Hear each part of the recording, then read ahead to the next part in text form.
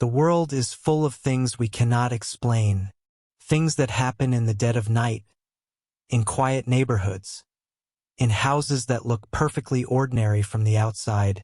Every story you are about to hear is real.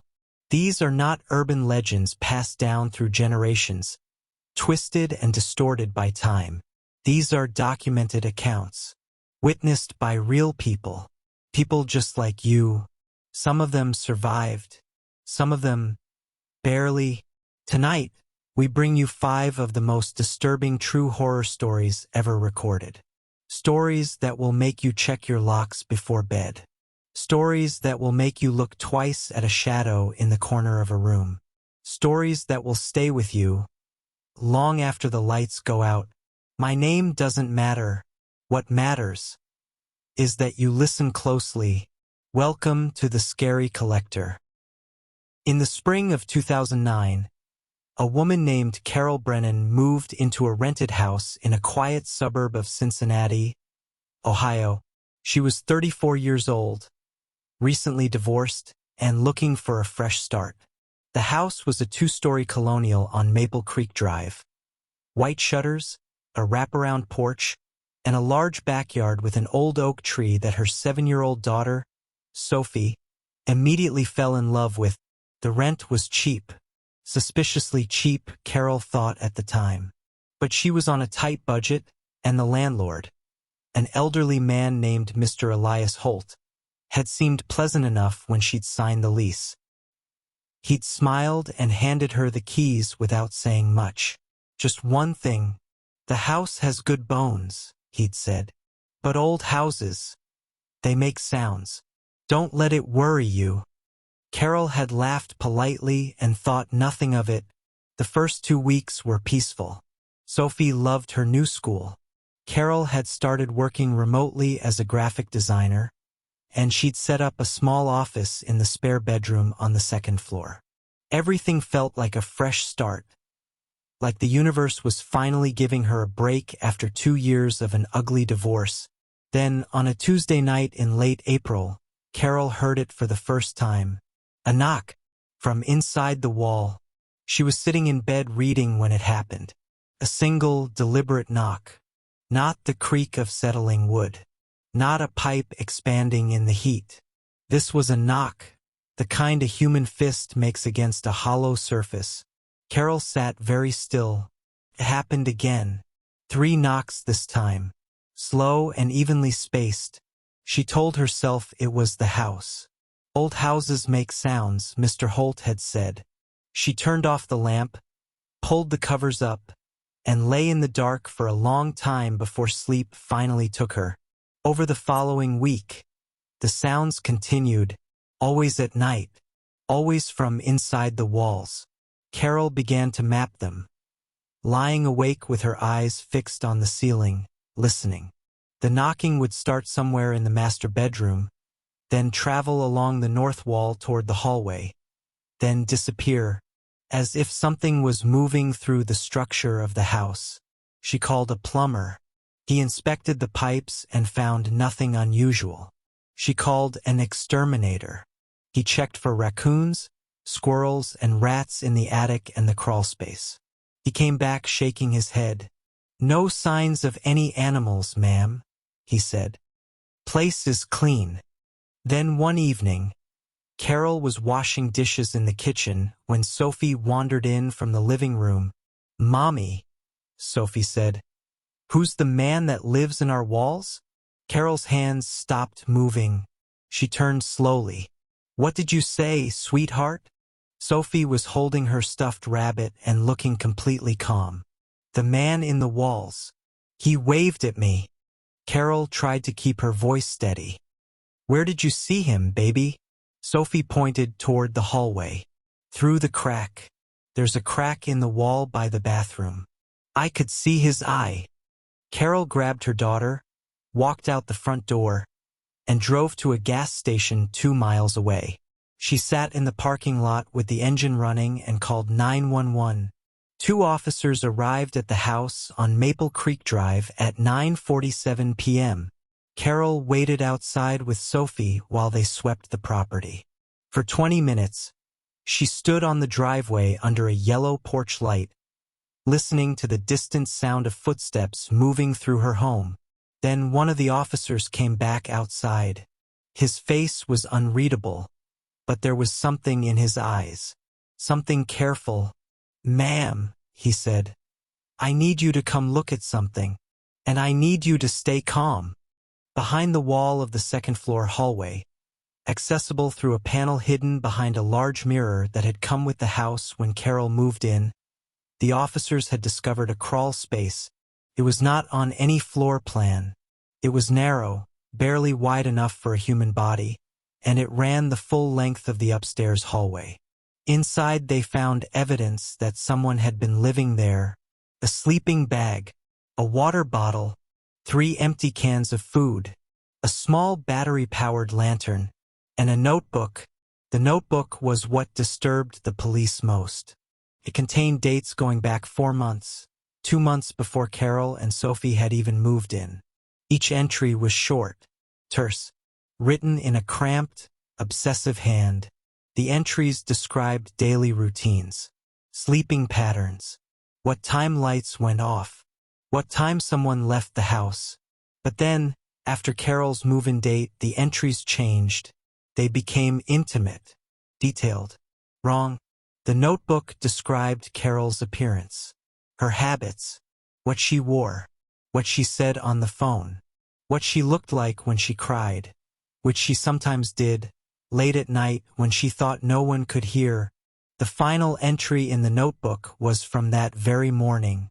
It read, "She smells like lavender soap. Soon." The man was never found that night. He had fled through a secondary exit, a loose panel in the laundry room that opened into the backyard. Footprints in the mud led to the back fence and then disappeared into the alley beyond. Carol never returned to that house. She and Sophie moved into a motel and eventually relocated to another city. The landlord, Mr. Elias Holt, was investigated but claimed to have no knowledge of the crawl space. His claim was never disproven. The man in the walls was never identified. He was never caught. For all anyone knows, he found another house. In the winter of 1994, a young nurse named Daniel Price began working the night shift at Harrogate Psychiatric Institute in rural Vermont. He was 26 years old, newly licensed, and eager to prove himself. Harrogate was not his first choice. The institute had a difficult reputation: underfunded, overcrowded, and staffed by a skeleton crew overnight. But Daniel needed the work, and the rural facility offered a hiring bonus that helped with his student loans. His supervisor, a heavy-set woman named Margaret Feeney, gave him a tour of the facility on his first night. She walked him through the common areas, the medication station, the cafeteria. She introduced him to the overnight security guard, a quiet man named Leo who mostly read paperback westerns at the front desk. And then she took him to Ward C. "This ward is for our most serious cases," Margaret said, her voice dropping slightly as she swiped her keycard to unlock the heavy door. "Patients here are never left unattended. You do not enter a room alone. You do not engage in extended conversation. If a patient shows you something, a drawing, a note, an object, you do not take it. You document it and report it to me. Understood?" Daniel nodded. The ward had 12 rooms. Most of the patients were medicated into sleep by this hour, 1 a.m., and the hallway was nearly silent except for the low hum of fluorescent lights and the occasional sound of someone murmuring behind a closed door. Margaret stopped at the last door at the end of the hall. Room 12. There was no nameplate on the door, just a number, and beneath it, taped at eye level, a small laminated card that read, "Do not make eye contact. This patient is called John Doe," Margaret said. "He came to us 11 years ago. No identification, no known family. He was found wandering a highway in upstate New York. He was completely naked, completely uninjured, and, despite 11 years of treatment, has never spoken a single word. Not one word. Daniel asked. Not one word. But he communicates. Margaret slid open a small viewport in the door, a narrow rectangle of reinforced glass. She stepped aside and gestured for Daniel to look. The room was dim, lit only by a single nightlight near the floor. The patient sat on the edge of his bed, perfectly upright, perfectly still, hands folded in his lap. He was looking directly at the viewport, as if he had been waiting for it to open. He was smiling, not a gentle smile, not the vacant expression of someone sedated. This was a wide, deliberate, full-faced smile. The kind of smile that did not match any feeling Daniel had ever seen on a human face. Too wide, too still, like a smile carved into something. Daniel stepped back from the viewport involuntarily. Margaret slid it shut. "He does that," she said flatly. "Every time. Doesn't matter what time. Doesn't matter who opens the door.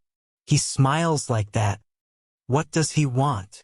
Daniel asked, still feeling something cold move through his chest. Margaret looked at him for a moment. "We don't know.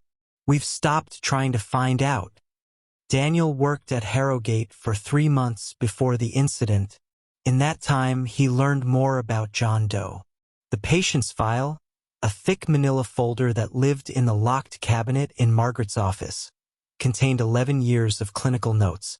Every physician who had ever treated John Doe had eventually requested a transfer off the ward. Every therapist who had attempted extended sessions had reported the same experience. A feeling of profound wrongness, a sense of being watched from the inside, and persistent disturbing dreams in the nights following each session. 2 staff members had resigned citing John Doe specifically. One had checked herself into a different psychiatric facility 6 months after her last session with him. Her intake paperwork listed one primary complaint. She could not stop smiling. John Doe's room was also notable for what he produced during his waking hours. He was given paper and charcoal crayons, not pencils or pens, which were considered hazardous. And over 11 years, he had produced thousands of drawings. They covered every surface of his room, taped neatly to the walls, stacked in careful piles in the corner, layered on top of each other until the paper was thick with charcoal. The drawings depicted faces, always faces, dozens and dozens of different faces, rendered in remarkable detail. A procession of expressions: fear, confusion, sorrow, anger. The faces were clearly based on real people. Staff members had recognized themselves in the drawings. Former patients. A maintenance worker who had retired years earlier. But it was not the faces that disturbed people most. It was what appeared in the backgrounds of every single drawing. In the shadows behind every face. Sometimes small, sometimes barely visible unless you leaned in close, was another face. The same face, every time, wide still, unblinking, smiling. Daniel worked at Harrogate for 3 months before the incident. On Daniel's 91st night at Harrogate, Margaret called in sick for the first time in 4 years. The replacement supervisor was a man named Gary who had worked the ward twice before and made no secret of the fact that he hated it. He spent most of the night in the break room with a cup of coffee and a newspaper, leaving Daniel to make rounds alone. At 3:17 a.m., Daniel was walking past room 12 when he noticed something. The viewport was open. He was certain he had not opened it. He had not gone near room 12. He stopped in the hallway and stared at the narrow rectangle of light from inside the room, and then he saw a piece of paper slide through the viewport and fall to the floor. Daniel stood completely still for a long moment. He thought about the rules. Do not engage in extended conversation. Do not take anything the patient offers. He picked up the paper anyway. It was a drawing. Charcoal on white paper. A face. rendered with the same unsettling precision that characterized all of John Doe's work. It was Daniel's face. He recognized himself immediately. The details were perfect. His jawline, the way his hair fell across his forehead, the small scar below his left eye from a childhood accident. John Doe had captured all of it with a level of accuracy that should not have been possible, given that he had only ever seen Daniel through a narrow viewport in a reinforced door. But there was something different about this drawing. In the background, where the smiling face always appeared, there was nothing. The space behind Daniel's face was blank. Daniel looked up from the drawing. Through the open viewport, John Doe was watching him. The patient raised one finger and pointed, not at Daniel, but past him. Somewhere behind him, down the hallway, Daniel turned. The hallway was empty. He turned back. The viewport was closed. Daniel stood in that hallway for a long time, holding the drawing, trying to understand what he had seen. He went home at 7 a.m. when the morning shift arrived. He called in sick for 2 days. On the third day, he returned to find a new laminated card beneath John Doe's room number. Someone had replaced the old one. This one read, "Patient deceased. Cause undetermined." John Doe had died quietly in his room sometime during Daniel's 2 days away. No trauma. No medical explanation. He had simply stopped. The morning staff who prepared the body for transport reported that the expression on John Doe's face in death was completely peaceful. For the first time in 11 years of records, he was not smiling. Daniel kept the drawing. He is 73 years old now, retired, and living in a small house in coastal Maine. He has never spoken publicly about his time at Harrogate, except once, in an unpublished memoir he shared with a small writing group before withdrawing it. In that memoir, he wrote one final line about John Doe that has stayed with those who read it. He wrote, "I have always believed that what he showed me that night was a warning. He pointed behind me, and I turned, and nothing was there. But I have spent the last 40 years wondering, what would I have seen if I had not turned? And why, out of all the faces he ever drew, was mine the only one without the smiling face behind it? Was it a mercy, or was it something worse?" In August of 2016, 4 friends set out on a 5-day backpacking trip through a remote section of the Olympic National Forest in Washington state. Their names were Marcus Webb, 31, his girlfriend, Priya Sharma, 29, their mutual friend from college, Tyler Oakes, 32, and Tyler's younger brother, Nolan, 24. They were experienced hikers. Marcus and Priya had done the Appalachian Trail. Tyler had summit Rainier twice. Even Nolan, the youngest, had been backpacking since he was a teenager. They were prepared good gear, detailed maps, satellite communicators, and a planned route that had been reviewed by a park ranger who'd given it a clean bill of health.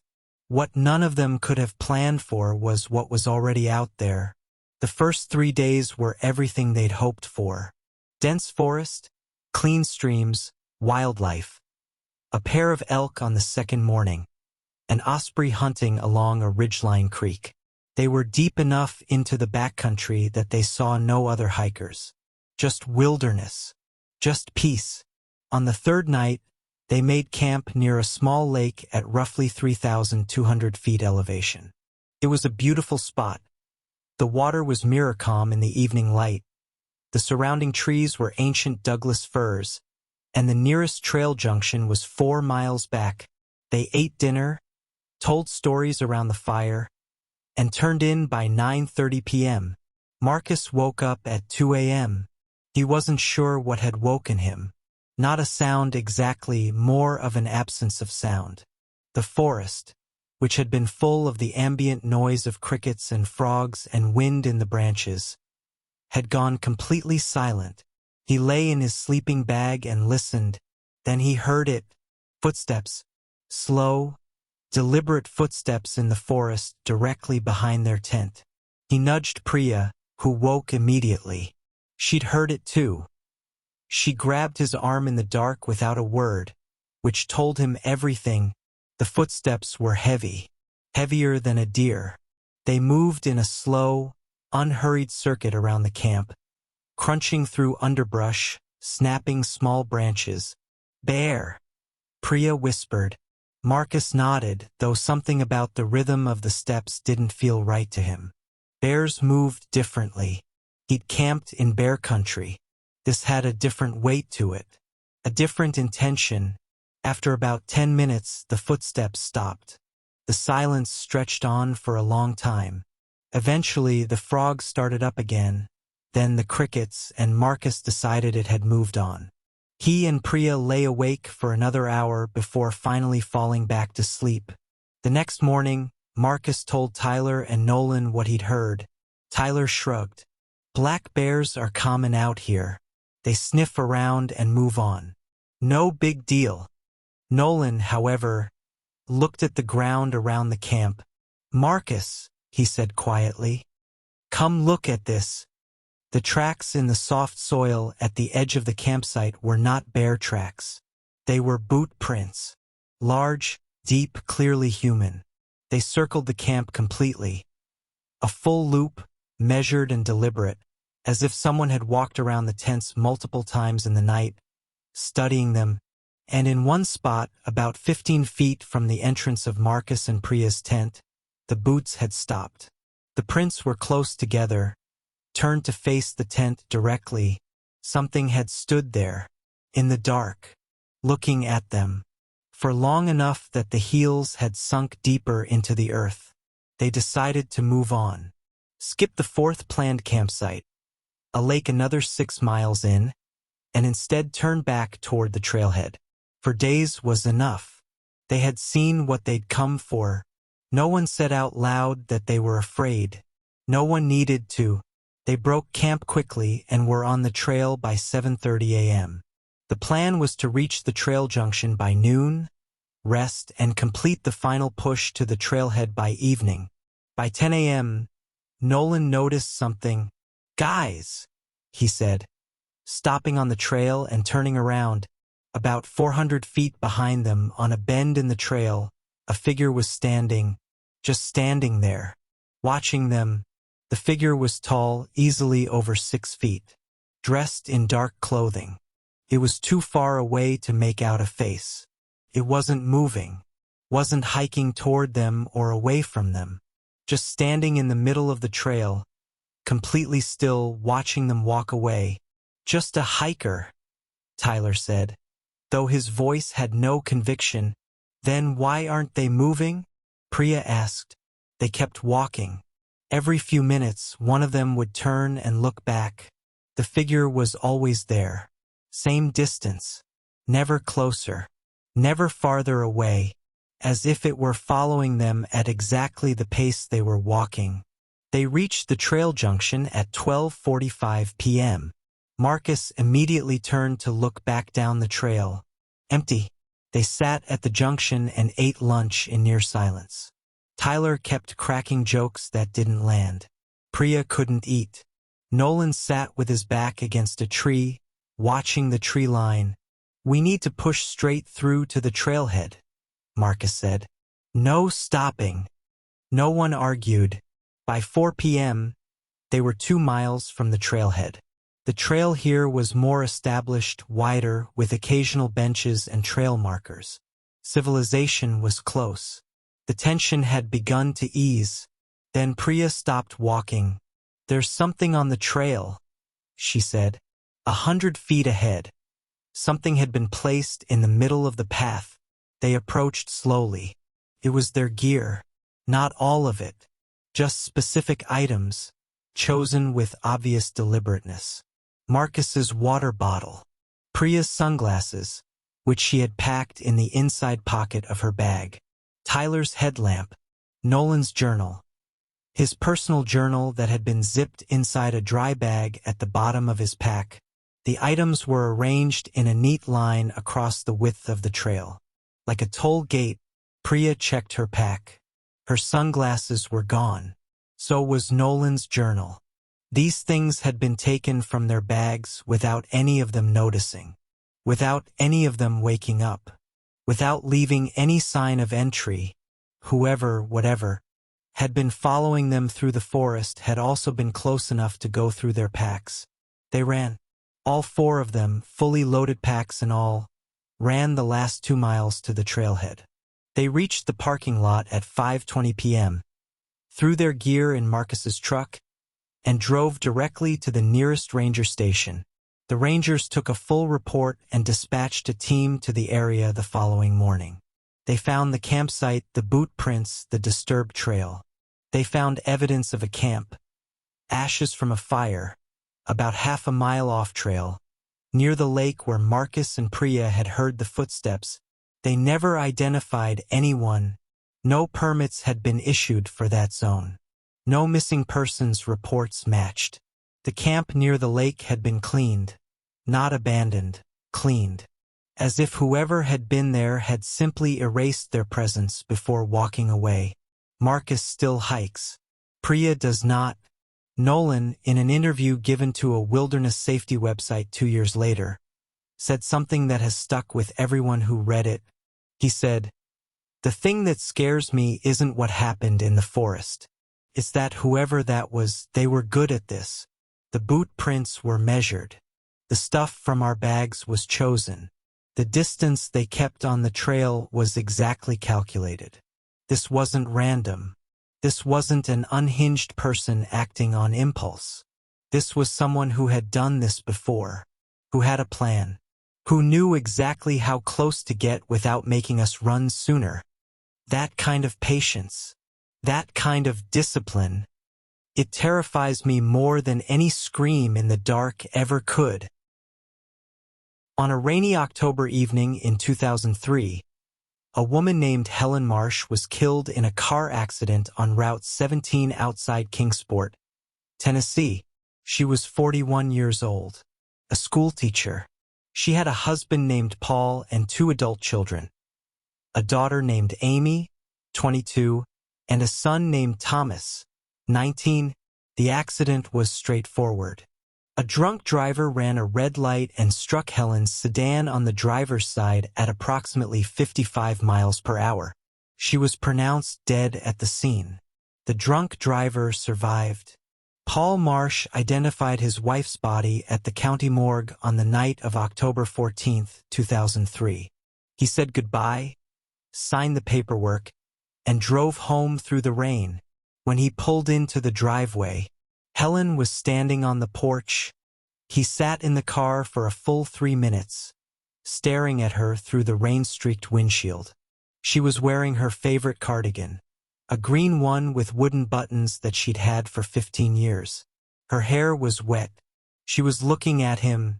Paul Marsh had just left his wife's body on a metal table in a county morgue. He knew what he had seen. He knew what he was looking at now.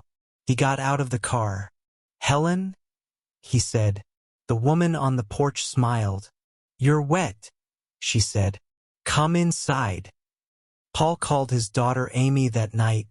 Amy arrived within the hour and confirmed what her father was experiencing. Her mother was home. Her mother was alive. She looked exactly right. She spoke exactly right. She knew everything she should have known. Family stories, names, dates, details. She hugged her daughter and it felt like being hugged by a mother. Amy called Thomas. Thomas drove 4 hours from Nashville and arrived at 2 a.m.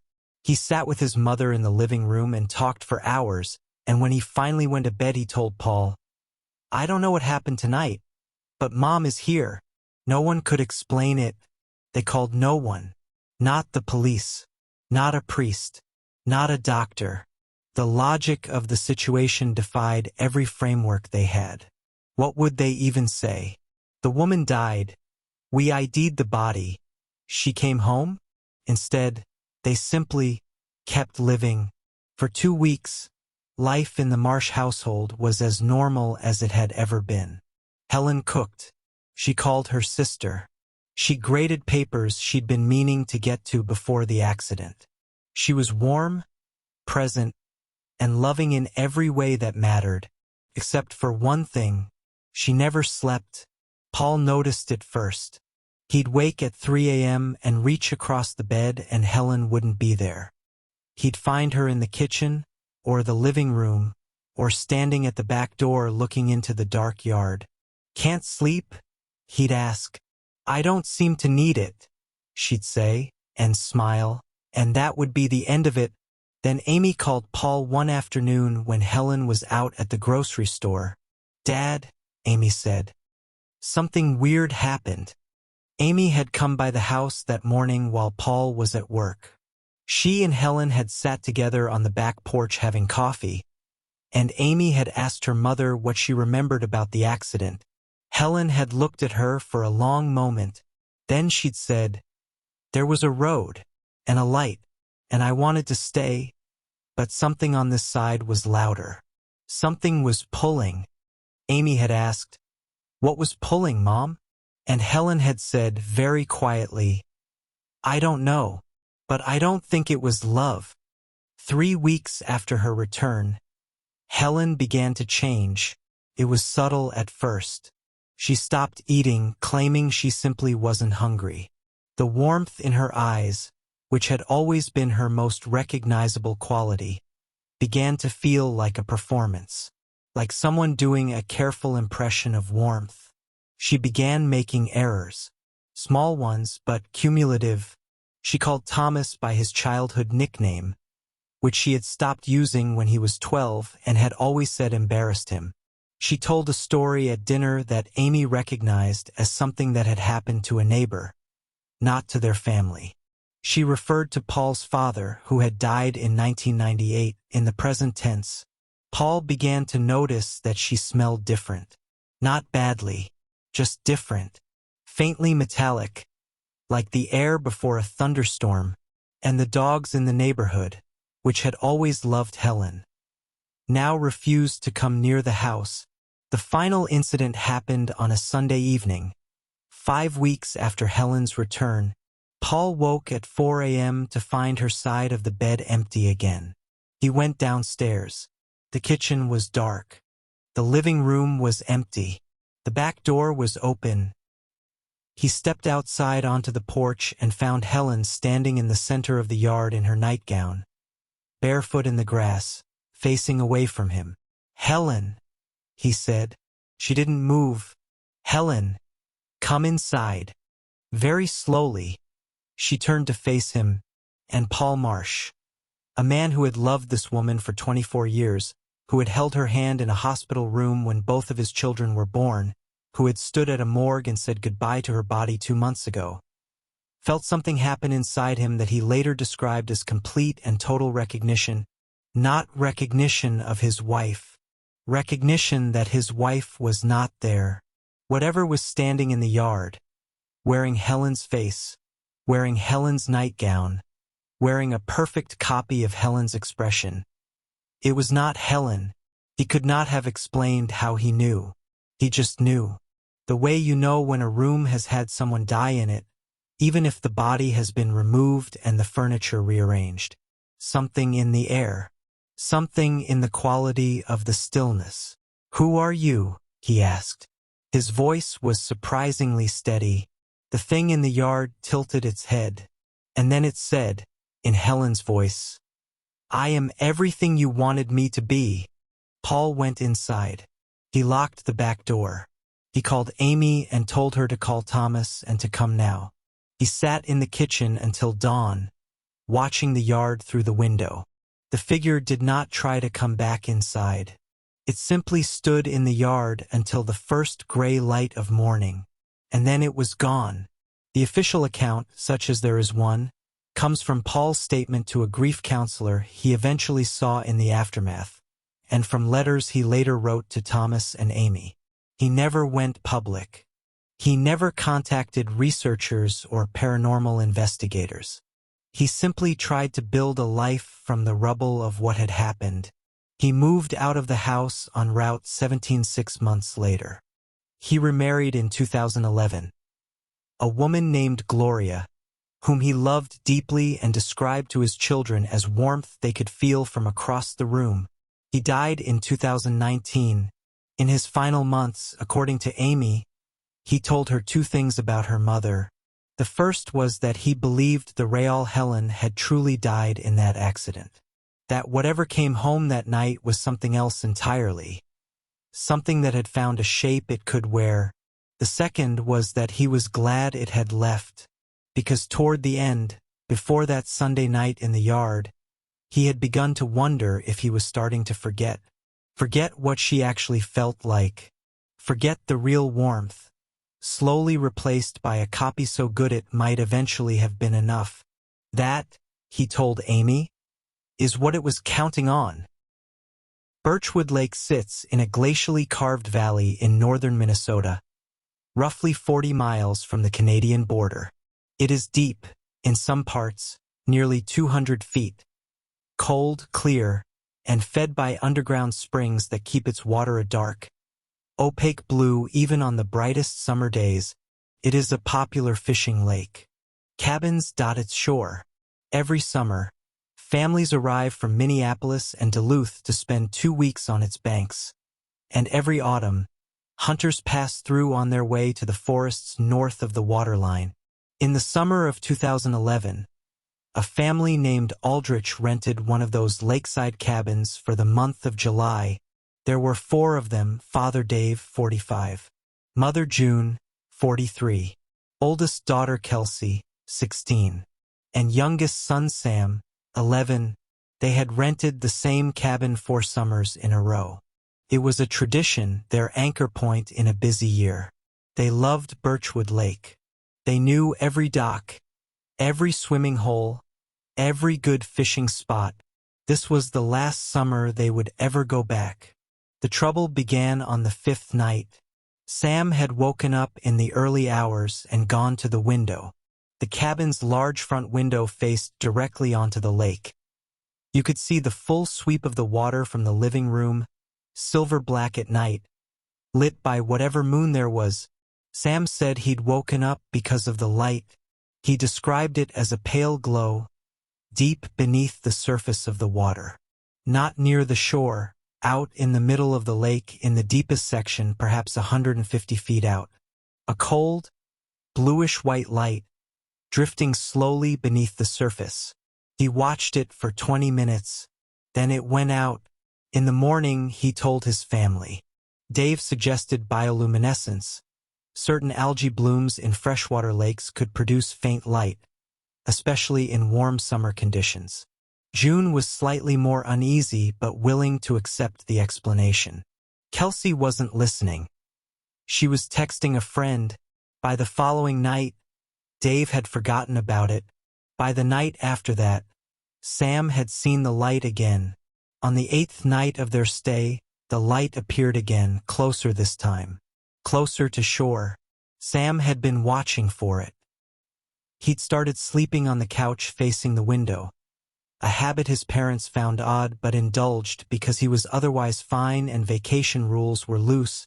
This time, the light moved while he watched. It drifted closer and then closer still, until it was perhaps 30 feet from shore, in water shallow enough that Sam could see its shape. He could not describe it clearly. He said it was large, bigger than a person, was how he put it to the investigators who later spoke with him. Roughly oval. It moved with a slow, fluid motion, not swimming exactly, more like something being carried by a current, except the lake was perfectly calm. He woke his father. Dave Aldrich stood at the window for 4 minutes watching the light before it disappeared back into the deep water. He was quiet for a long time afterward. He went back to bed without saying anything, but in the morning, June found him in the kitchen at 6 a.m. with the cabin's guest book, a battered spiral notebook that previous guests had used to leave notes, fishing reports, and the occasional recipe. He was reading it very carefully. "What are you looking for?" she asked. He slid the book across the table without looking up. On the page he'd left open, written in small, careful handwriting, was a note dated July 2009, 2 years before their current stay. It read, "Wonderful cabin, beautiful lake. Only issue, 3rd night here. All four of us saw something glowing under the water. Far out. Then it came closer. We left the next morning. I know this sounds crazy, but I had the feeling that whatever it was looking back. Below it, dated July 2010. Same thing as the note before. The light. We left early. I don't know what it is. Didn't feel like a natural thing. Dave flipped back further. There were 5 more entries over 7 years, all describing the same thing. Different families, different years, all reporting the same pale glow, the same slow movement toward shore, the same uncanny sensation of being watched from below. The entries stopped in 2005 and resumed in 2009. Dave turned to the front of the book, where the cabin's rental history was listed. He found 2005, 2006, 2007, and 2008. Those years were blank. No entries at all. He called the rental agency. The woman who managed the cabin bookings, a businesslike woman named Donna, went quiet when he described the light. "Mr. Aldrich," she said carefully. "The cabin was unrented between 2005 and 2008. The owner, who has since passed, asked us to hold the bookings for a while." "Why?" Dave asked. A long pause on the line. "He had a son," Donna said finally. "The boy went swimming one afternoon in July 2005. He was 12 years old. He was a strong swimmer. The lake was completely calm. They never found the body," she said. "Not in the lake, not anywhere. The lake is very deep in sections, and the current from the underground springs can be unpredictable. It does happen." "And after that?" Dave asked. Another pause. Longer this time. "The owner started seeing the light," Donna said. "He'd call me sometimes in the middle of the night. Said something was out there. Said it was coming closer. He was a rational man, a retired engineer, and he was terrified." "What happened to him?" Dave asked. "He drowned," Donna said. "Summer of 2008. They found him at the dock in the early morning. He was wearing his clothes. His shoes were still on. No signs of struggle. The coroner said the water in his lungs matched the lake. But his eyes were open when they found him," Donna said very quietly. "And whoever found him, one of the neighbor's kids, said that he was facing the water, not floating face down, not face up. He was upright, in the shallows, standing, facing the deep water, like he'd walked in," Dave said. "Like something had called him in," Donna said. "The Aldrich family should have left that day. Dave wanted to. He was adamant. But Kelsey, who had not seen the light and had not heard the phone call, had a friend flying in from Minneapolis the following morning to spend the last week of July at the lake, and she fought her father with a ferocity that only a 16-year-old can sustain. And June, who had heard the phone call but was struggling to square it with the rational world she needed to live in, sided with her daughter. "One more night," she told Dave. "We stay inside. We don't go near the water after dark. One more night, Kelsey's friend comes, and then we reassess." Dave agreed. He hated that he agreed. That night, they ate dinner inside with every blind closed. Sam fell asleep on the couch by 8:30. He'd been staying up so late watching the window that he'd exhausted himself. Kelsey was in her room on the phone. June and Dave watched television and said very little. At 11:45 p.m., Sam woke up. He didn't know why. He lay on the couch in the dark and listened. The blinds were closed. He could not see the lake, but he could hear it. Not the sound of water, not waves or lapping or the creak of the dock. Something else. A sound he could not immediately name. Low and rhythmic, almost below the threshold of hearing. Felt as much as heard. A vibration that moved through the floorboards and into his chest. He sat up. The blind on the front window was glowing. Not brightly, not dramatically. A faint, cold, blue-white light was seeping through the edges of the closed blind, painting thin lines of color on the wall and floor. Sam stood up. He walked to the window. He reached out and touched the edge of the blind, and then his father's hand closed on his shoulder from behind. Hard. Don't, Dave said. His voice was barely above a whisper and had something in it that Sam had never heard before. Not anger. Not fear exactly. Something beyond fear. A flatness. Like a man who has already made his decision and is now simply executing it. Dave picked up his 11-year-old son, carried him to the car, woke June, woke Kelsey, and told them in a voice that permitted no argument that they were leaving. They left in the dark at midnight. Kelsey cried. June asked no questions. Dave drove for 2 hours without speaking. When they were far enough south that the trees had thinned and the highway lights were back, June put her hand on his arm. What did you see? She asked softly. Dave didn't answer for a long time. Finally, he said, I looked through the gap at the edge of the blind, just for a second, before I pulled Sam back. And the light was right at the shore, he said. Right at the dock. In water that couldn't have been more than 3 feet deep. And it was big, he said. And it was still. And it had a shape. June waited. It looked up at me, Dave said. Through the water. Through the cabin window. It looked up at me. And I recognized the shape, June. I recognized it from the way it held itself. From the way it turned. Recognized it as what? June asked. As a person. As someone who used to be a person.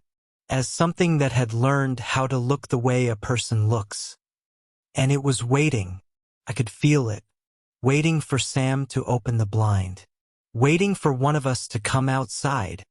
It's been waiting for a long time, he said. 12 years, maybe.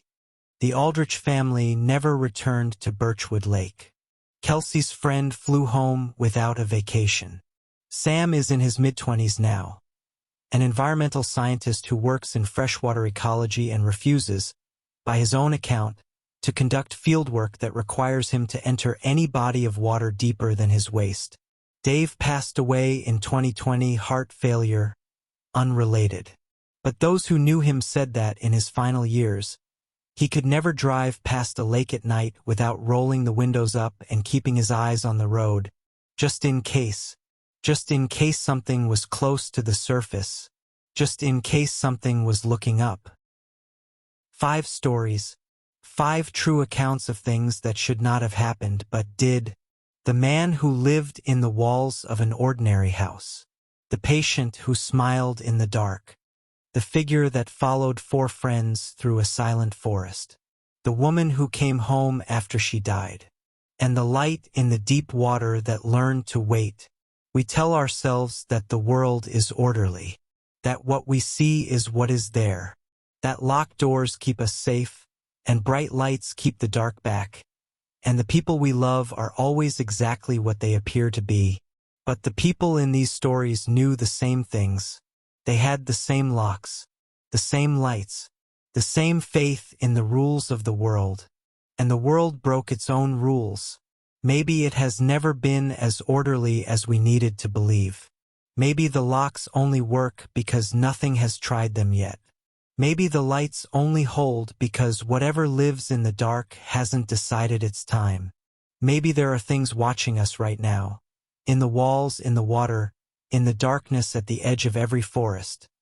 That are patient enough to wait until we lower our guard. Patient enough to wait until we stop believing. Thank you for listening to The Scary Collector. If these stories stayed with you, if they made you check the lock on your door, or look twice at the window before you close the blind, then we've done our job. Sleep well, if you can. This has been at The Scary Collector. New stories. Every day. We'll be here.